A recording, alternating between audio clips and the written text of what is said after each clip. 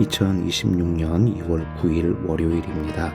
요한복음 4장 1절에서 14절 말씀으로 매일 성경 말씀 묵상 나눕니다. 성경은 새 번역 성경입니다.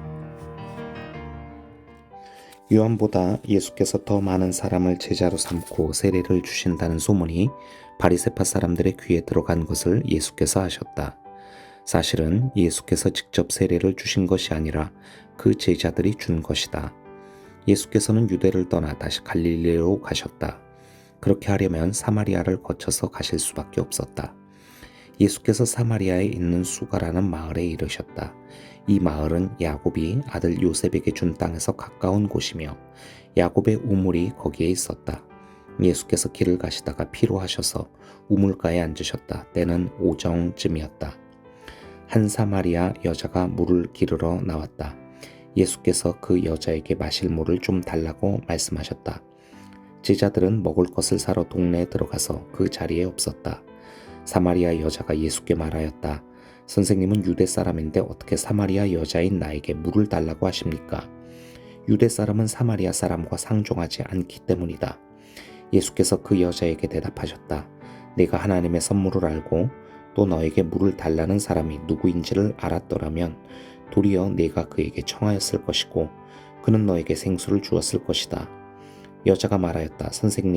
선생님에게는 두라백도 없고 이 우물은 깊은데 선생님은 어디에서 생수를 구하신다는 말입니까? 선생님이 우리 조상 야곱보다 더 위대하신 분이라는 말입니까?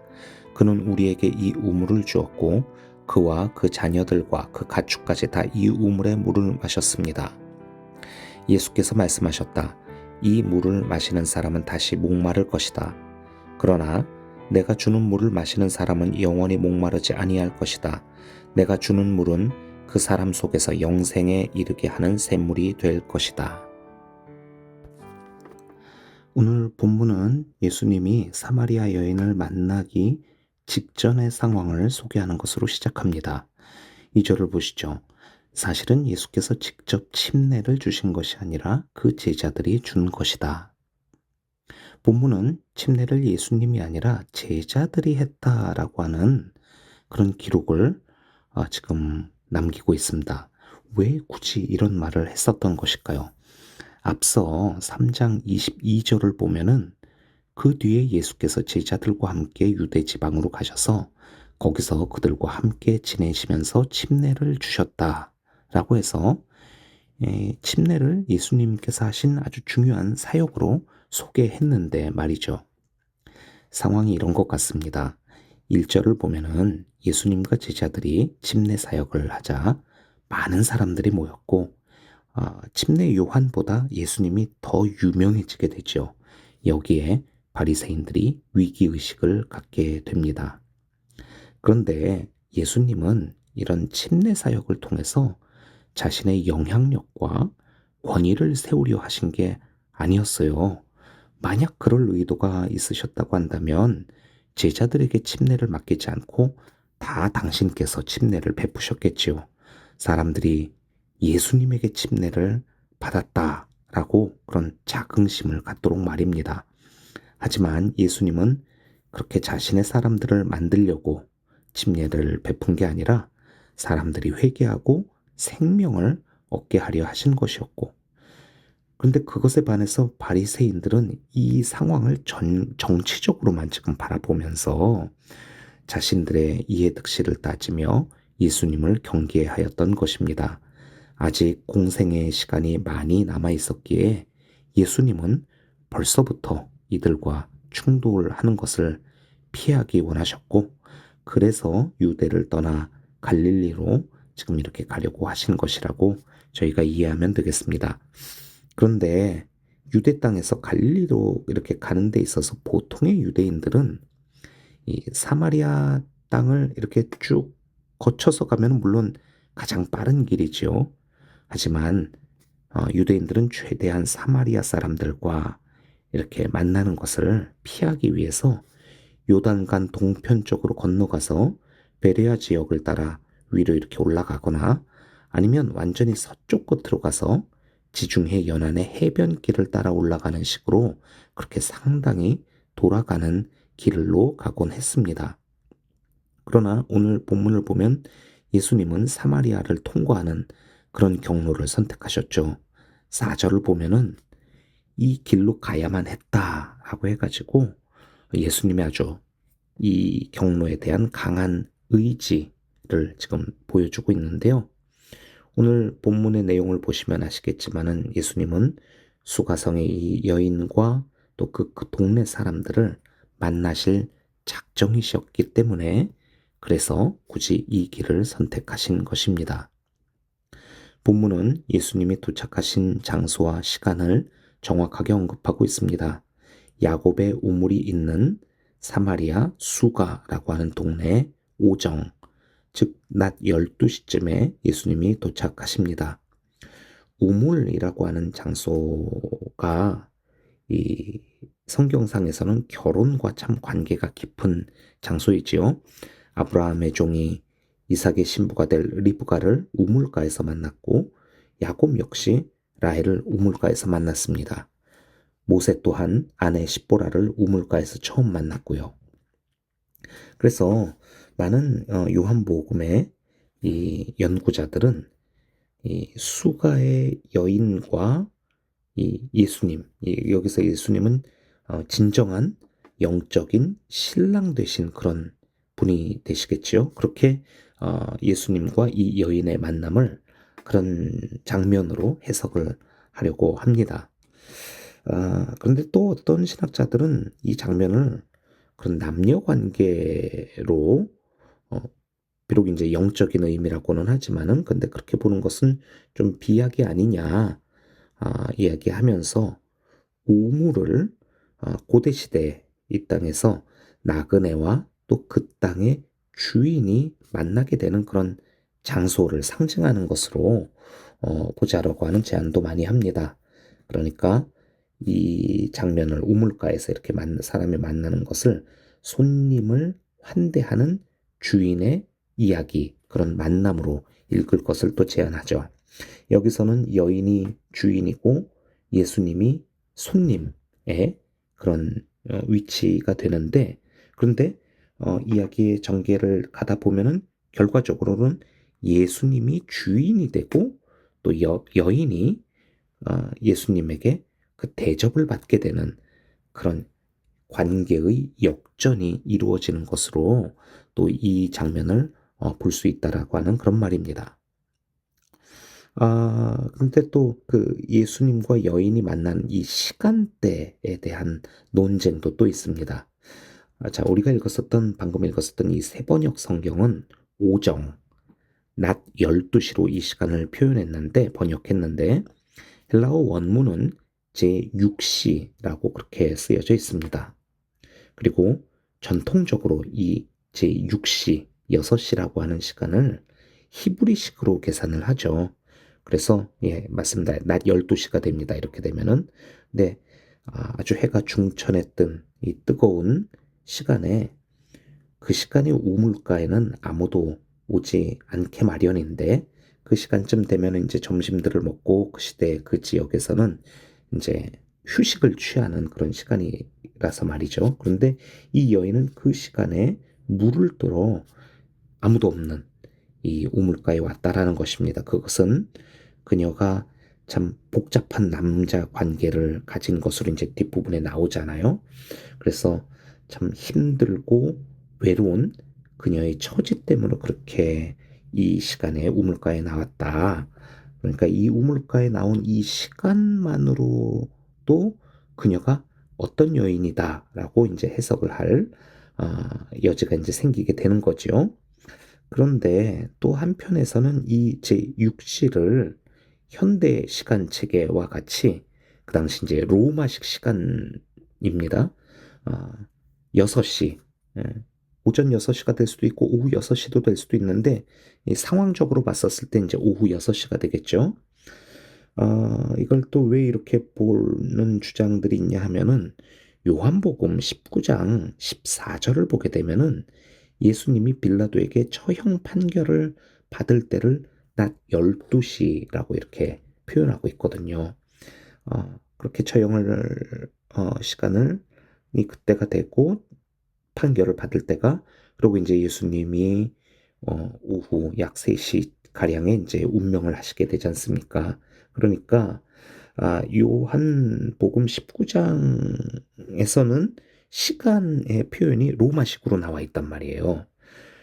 그러니까 같은 책 안에서 4장에서는 유대식 시간을 얘기했다가 또 19장에서는 또 로마식 시간 표현을 쓴다?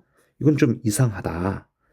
그리고 이 요한복음의 이제 첫 독자라고 할 수 있는 에베소 교회 성도들은 로마 문화권 그 지역에 있었던 사람들이었기 때문에 요한복음의 저자는 이 시간 계산을, 시간 이 표현을 로마식으로 한 것이다. 그러니까 지금 이 제6시는 정오가 아니라 저녁 6시다. 라고 이제 주장을 하는 이야기들도 많이 있습니다. 자, 이게 어떻게 우리가 봐야 될까요?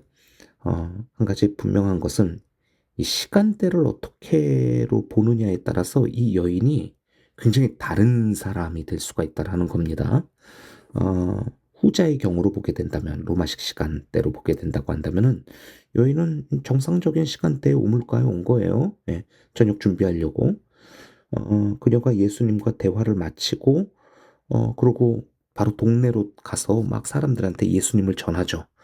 또 사람들이 그 말을 듣고 또 예수님을 만나러 오고요. 어, 만약에 이제 낮 12시였었다고 한다면은 그 뜨거운 시간에 사람들 다 이제 쉬고 자고 있었을 텐데 그녀가 그렇게 사람들을 불러 모을 수 있었을까요? 또, 그녀가 이렇게 남자 관계가 복잡하고 그래서 위축되고 이렇게 외톨이로 다니고 그런 사람이 아니라 또 그녀가 사람들한테 막 적극적으로 나아가서 이야기를 하고 또 사람들은 그녀의 말을 듣고 신뢰하고 그래서 그녀의 말대로 예수님을 만나러 오고 그런 걸로 봤었을 때 그녀와 또 동네 사람들의 관계가 또 나쁘지 않아요. 그렇지 않습니까? 그러니까 이 제6시를 어떻게 해석하느냐에 따라 그녀의 캐릭터가 완전히 다르게 이렇게 해석될 수 있다라는 거. 여기에 대해서는 좀 저희가 더 다양하게 생각하고 또 묵상해 볼 여지가 있겠습니다. 어쨌든 오늘 본문에서 가장 중요한 것은 예수님과 그녀의 대화가 지금 계속 엇갈리며 소통이 되지 않고 있다는 것입니다. 예수님이 말씀하시는 물과 그녀가 이해하는 물의 그 개념이 다르기 때문입니다. 왜 이렇게 다를까 생각해 보면은 일단 이런 또 해석을 내놓는 또 학자들도 있습니다. 사마리아인들의 성경은 토라, 모세오경이죠. 그것만 인정을 하는데 유대인들과 예수님은 예언서인 네비임과 성문서, 케투빔 이 모든 것들을 다 포함하여서 성경을 보고 있었거든요. 그러니까 예수님께서 지금 이 물을 말씀하실 때 그 물의 의미는 예언서와 또 시편에 나왔었던 성경에 나오는 그 다양하고 풍성한 물의 의미를 이렇게 담아서 지금 이야기하시거든요. 그런데 이제 그녀는 이제 그 의미를 지금 전혀 캐치 못하고 있어서 이렇게 대화가 엇갈렸던 것이라고 볼 수도 있겠습니다. 에스겔서 36장 25절에서 27절을 보면은 물은 우리를 정결하게 씻어주며 또 부드러운 마음과 주님의 새로운 영을 받게 하는 그런 것이고요. 이사야서 55장 1절을 보면은 너희 목마른 사람들아 어서 물로 나아오너라 돈이 없는 사람도 오너라 너희는 와서 사서 먹되 돈도 내지 말고 값도 지불하지 말고 포도주와 젖을 사거라. 이 말씀이 있지 않습니까? 또 시편 36편에서 다윗은 생명의 샘이 주님께 있다라고 고백했지요. 그러니까 이런 성경의 이런 텍스트들을 전제로 해서 예수님은 그녀에게 당신이 생수를 주겠다. 그렇게 말씀하시면서 13, 14절에서 이 물을 마시는 자마다 다시 목마르려니와 내가 주는 물을 마시는 자는 영원히 목마르지 아니하리니 내가 주는 물은 그 속에서 영생하도록 솟아나는 샘물이 되리라 이렇게 말씀하신 것입니다. 자, 앞으로 예수님과 그녀의 대화를 통해서 이제 내일과 또 모레 계속 이제 저희가 요 장면들 이 요한복음 4장을 묵상을 할 텐데요.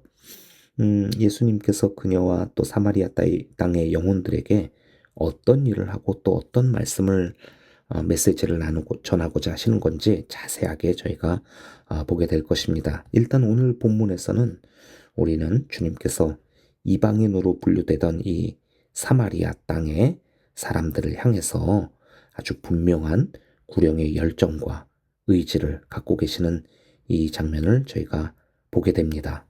앞서 1에서 3장에서 빛이시고 생명이신 하나님의 아들이신 주님이 지역과 인종을 따지지 않고 어둠을 향해서 이렇게 막 비춰 나아가시는 그런 이 모습을 오늘 저희가 확인할 수가 있는데요. 여인은 자신에게 물을 달라고 하는 이 유대인 남자 예수님께 당신은 유대인이고 남자이다. 나는 사마리아인이고 여자다. 왜 나랑 상종하려 하느냐 이러면서 그 땅에 살고 있는 주인이면서 자기 땅에 온 나그네를 지금 환대를 하지 않고 있죠. 그러나 예수님은 자기 자신이 이렇게 주인이라고 생각하는 그녀에게 내가 생명의 물을 너에게 줄 수 있는 온 세상의 진정한 주인이라고 이렇게 말씀하시면서 진정한 환대가 무엇인지를 가르쳐 주시고 계십니다. 빛이 어둠에 비치되 어둠이 깨닫지 못하고 주인이 자기 땅에 오매 자기 백성이 영접하지 않았다. 1장에서 나왔었던 참 중요한 말씀이 이게 매장 각 사건들마다 각각 좀 더 다른 모습으로 더 발전된 모습으로 하지만 반복되는 모습으로 이렇게 나오고 있는 중입니다. 오늘 본문에서 우리는 바리새인들이 사람들의 숫자와 영향력에 대한 그런 이야기에만 귀를 기울이며 정치적인 계산만 하지만은 예수님은 자신의 이름을 세우려는 방식이 아니라 한 영혼을 살리기 위해서 일부러 그 사마리아 길을 택하시고 우물가에서 만난 여인에게 생수를 약속하시는 그런 장면을 보았습니다. 하지만 여인은 여전히 자신이 이해하는 세계 그 이상을 넘지 못하고 대화가 계속 엇갈리죠. 이걸 보면서 우리도 참 주님을 만나면서도 만나기를 간절히 바라면서도 여전히 내가 원하는 것, 내가 이해할 수 있는 것만 거기에 매여 있고 또 고집하고 있는 그런 우리의 모습도 또한 돌아보게 됩니다. 우리를 위해 지역과 경계를 넘어 찾아오신 이 주님의 은혜에 감사하며 주님이 주시는 생수를 알아듣고 또 받아 마시는 그런 우리 자신이 되기를 함께 기도하였으면 좋겠습니다. 기도합니다. 주님, 우리의 시선이 세상의 그런 관점으로 계산하고 나의 체면과 내가 정해놓은 그 경계 거기에서 더 넘어가지 않고 받아들이지 않는 그런 굳은 마음이 되지 않도록 하나님 주님의 생명의 물을 저희에게 먹여주시옵고 또 우리의 영혼에 하나님의 새로운 영을 더하여 주시옵소서. 눈에 보이는 물에 대한 고집을 내려놓고 말씀이 이야기하시는 주님이 주시는 생명의 물의 그 의미를 깨닫게 하여 주시옵소서. 우리 영혼과 인생에 있는 주님께서 주시지 않으면 결코 채울 수 없는 이 갈증을 주님 해결하여 주시옵소서. 오늘도 일상의 삶 가운데에서 하나님을 바라보며 기억하며 의지하며 붙잡기 원하는 우리 모든 성도님들을 하나님 사랑으로 손 내밀어 주시옵고 붙잡아 주시오며 성령님 우리와 동행하여 주시옵소서. 예수 그리스도의 이름으로 기도합니다. 아멘.